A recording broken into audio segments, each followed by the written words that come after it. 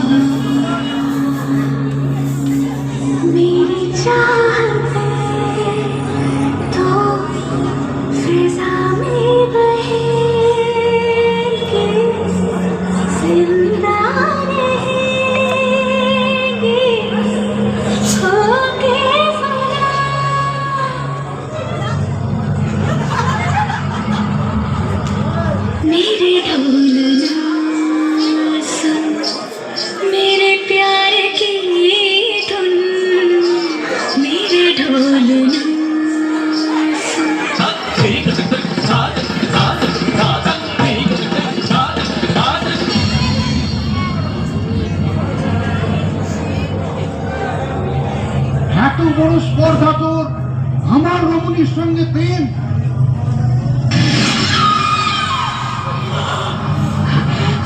প্রিয়তম, তোমার বিরহে এই জীবন আমি আর রাখবো না।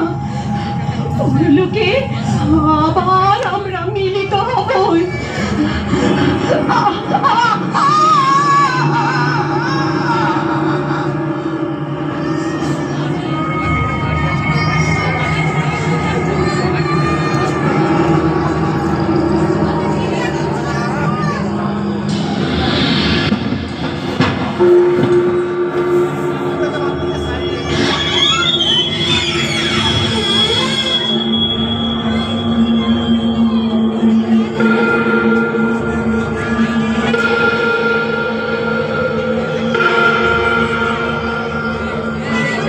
হাজার বছর পার হয়ে গেছে, ওই রাজবংশের এক যুবরাজকে পুরোহিত রাজমহল দেখাতে নিয়ে আসেন। আসুন যুবরাজ, আসুন। এই হলো আপনার পূর্বপুরুষের ঐতিহ্যপূর্ণ রাজমহল, যা আজ দাঁড়িয়ে আছে ইতিহাসের সাক্ষী হয়ে। বাহ, অপূর্ব! অতীত যেন এখানে এসে থমকে দাঁড়িয়ে পড়েছে। ও কিসের শব্দ? মনে হচ্ছে যেন কোনো বিস্ময় কাণ্ড ঘটছে। বলুন তো দেখি। খবরদার, খবরদার ওদিকে যাবেন না যুবরাজ, আমার অনুরোধ শুনুন। ওই চোরা খুচরিতে বাস করে অসুরীর আত্মারা। থামুন!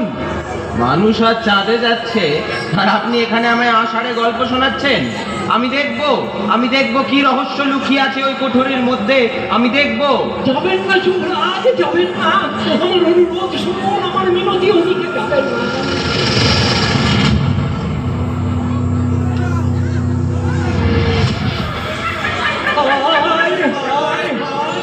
যুবরাজ আমার কথা শুনলেন না।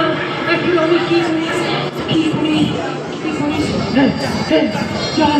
যাই পিশাচ সিন্ধু তান্ত্রিককে খবর দিই।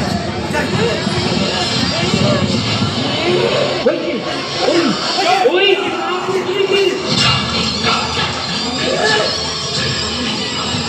বল কে তোরা? বল।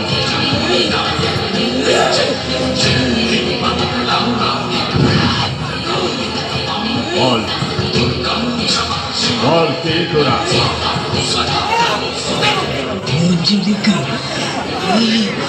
আমি মঞ্জুলিকা। কেন যুবরাজকে হত্যা করছিস? আজ থেকে 1000 বছর আগে এই পূর্বপুরুষ আমার প্রেমিককে হত্যা করেছিল। তার শোকে আমিও করেছিলাম আত্মহত্যা। যুবরাজের পূর্বপুরুষ পাপ করেছিল, পাপ শাস্তি তোরা যুবরাজকে দিচ্ছিস কেন? কেন নয়? রাজ রক্ত পান করেই হবে আমাদের অতৃপ্ত আত্মার মুক্তি। রক্ত খাও, রক্ত খাও। বেশ, এটাই হোক। যুবরাজের রক্তপাত সেখানেই যদি তোদের আত্মার মুক্তি হয় তবে তাই হোক। ওম